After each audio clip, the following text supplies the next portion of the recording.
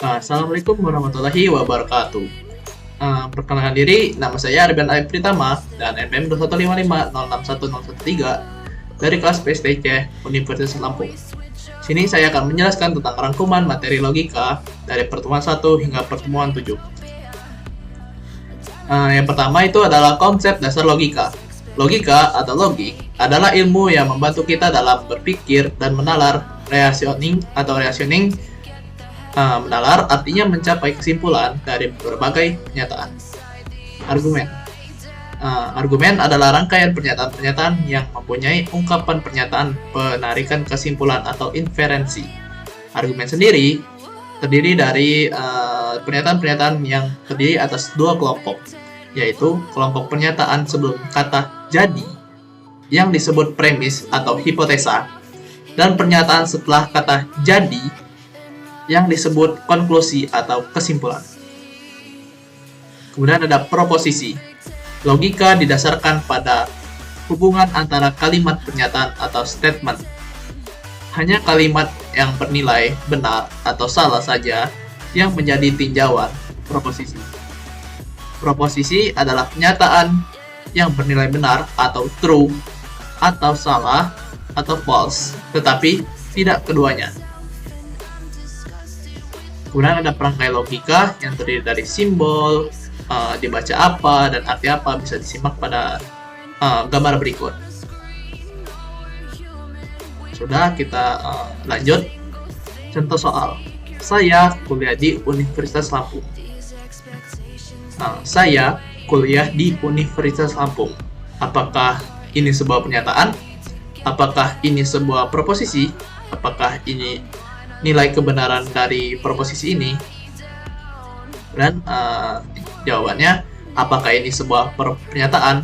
Ya, karena saya kuliah di Universitas Lampung adalah sebuah pernyataan. Apakah ini sebuah proposisi? Ya, karena dia adalah sebuah pernyataan. Apakah nilai kebenaran dari proposisi ini?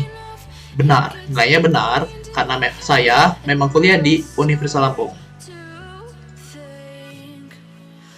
Bentuk-bentuk proposisi. Proposisi dapat dinyatakan dalam 4 bentuk. Yang pertama, proposisi atomik atau proposisi tunggal. Yang kedua, proposisi majemuk atau kombinasi dua proposisi atau lebih.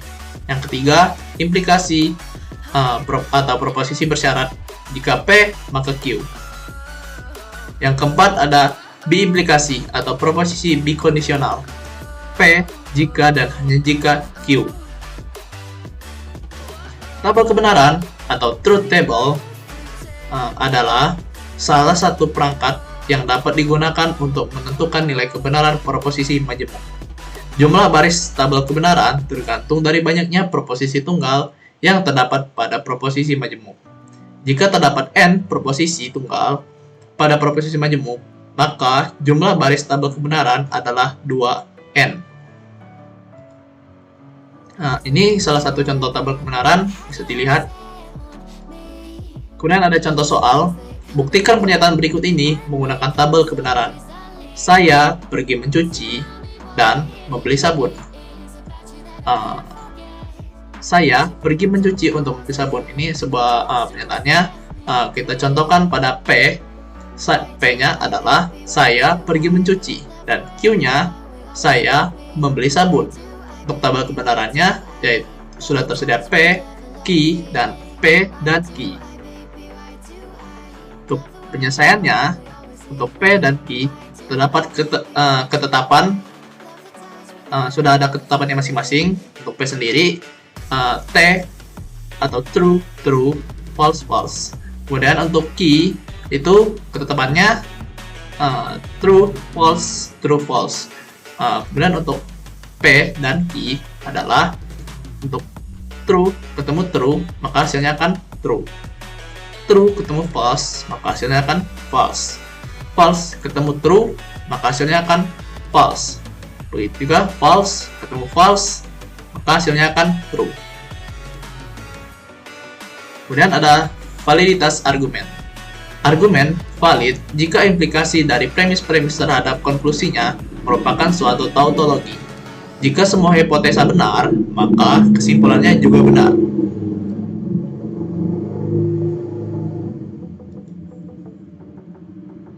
Kemudian ada bentuk-bentuk argumen valid. Yang pertama adalah modus ponens, modus tollens, simplifikasi, konjungsi, silogisme hipotesis atau sering disingkat SH. Kemudian silogisme disjungtif atau disingkat SD. Kemudian ada dilema konstruktif dan addition atau tambahan. Contoh soalnya, buktikan pernyataan berikut ini menggunakan tabel kebenaran. Jika saya membeli rumah, maka saya membeli tanah. Kemudian, saya tidak membeli rumah. Kesimpulannya, saya tidak membeli rumah atau tanah.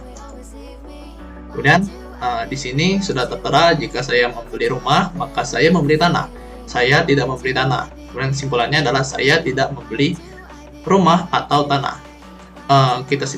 Kita misalkan P, saya membeli rumah, dan Q, saya membeli tanah. Untuk ekspresi logikanya, P implikasi Q, kemudian negasi P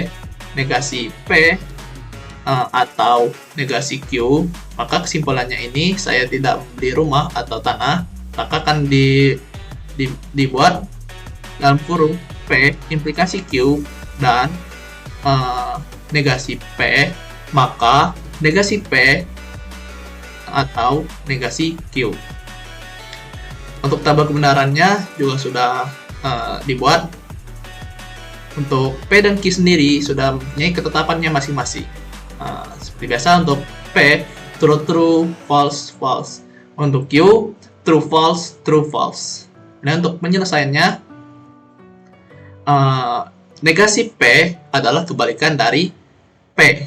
Jadi, dia adalah false, dan true. Untuk negasi Q, maka dia adalah kebalikan dari Q. Jadi, false, true. Kemudian, P implikasi Q, maka true ketemu true, dia akan tetap true. True ketemu false, maka dia akan false. False ketemu true, dia akan tetap true. Dan false ketemu false akan tetap true. Kemudian P implikasi Q dan negasi P. P implikasi Q tadi T dan negasi P-nya tadi F. Maka T ketemu F, true ketemu false adalah false. False ketemu false adalah false. True ketemu true akan tetap true. True ketemu true juga akan tetap true. Kemudian ada negasi P atau negasi Q. Negasi P itu false, negasi Q itu false, maka dia akan false. False ketemu true, dia akan tetap true. True ketemu false, dia akan true. True ketemu true, dia akan tetap true. Maka kesimpulannya, P implikasi Q dan negasi P, maka negasi P atau negasi Q. False bertemu false, dia akan true. False ketemu true, dia akan true juga. True ketemu true, dia akan tetap true. Dan true ketemu true, dia akan tetap true juga. Berdasarkan kesimpulannya tadi, dapat disimpulkan bahwa argumen ini itu valid. Kemudian ada tautologi dan ekuivalensi logis. Yang pertama adalah tautologi. Suatu ekspresi logika yang selalu bernilai benar di dalam tabel kebenarannya, tanpa mempedulikan nilai kebenaran dari proposisi-proposisi yang berada di dalamnya. Kemudian ada kontradiksi. Suatu ekspresi logika yang selalu bernilai salah di dalam tabel kebenarannya, tanpa mempedulikan nilai kebenaran dari proposisi yang berada di dalamnya. Dan ada kontingen.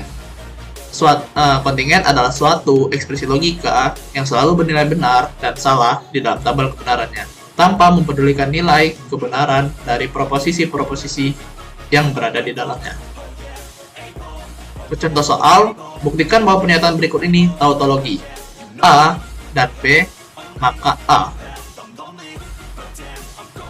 A dan B, maka A dapat dituliskan A, B, A dan B, A dan B, maka A.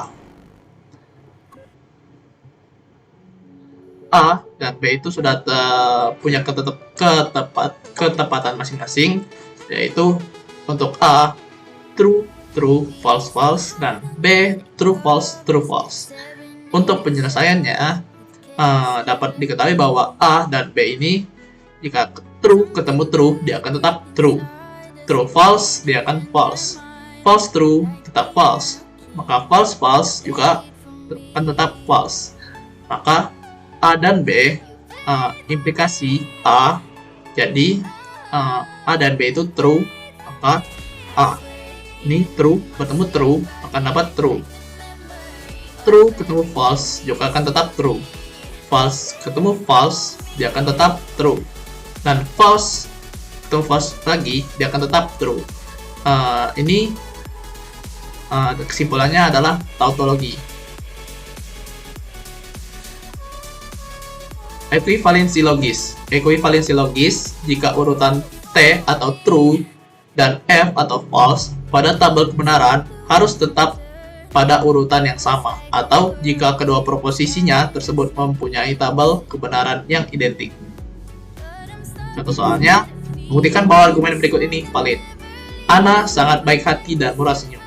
Ana murah senyum dan sangat baik hati.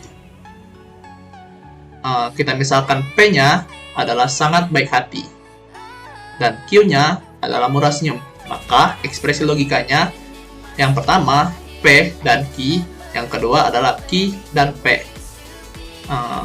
Tabel kebenarannya ini adalah ada P, Q, P dan Q, Q dan P. Untuk P, Q sendiri sudah seperti biasa sudah terdapat ketetapannya masing-masing. Untuk P true true, false false, untuk Q true false, true false. Untuk penyelesaiannya P dan Q true ketemu true, maka dia akan tetap true. True false, dia akan tetap false. False true juga sama, dia akan tetap false, maka false false, dia akan tetap false. Q dan P. Q dan P ini true ketemu true, dia akan tetap true. False true, dia akan tetap false. True false, dia akan tetap false. False false juga sama, yaitu false. Argumen ini terbukti ekuivalensi logis. Kemudian penyederhanaan dan strategi pembalikan. Penyederhanaan. Operasi penyederhanaan merupakan penyederhanaan ekspresi logika atau bentuk-bentuk logika yang dibuat sesederhana mungkin dan sudah tidak mungkin lagi dimanipulasi lagi. Perangkai implikasi dan biimplikasi dapat diganti menjadi perangkai dasar, yaitu tanda panah ke atas ini bisa kita sebut dan, tanda panah ke bawah bisa kita sebut atau, dan garis ini bisa kita sebut negasi. Kemudian ini ada hukum-hukum logika. Yang pertama hukum kumulatif, hukum asosiatif, hukum distributif, identitas, ikatan, negasi, negasi ganda, idempoten. Bisa dilihat pada gambar ini. Kemudian ada hukum De Morgan, hukum absorpsi, hukum negasi T dan F, dan lain-lain.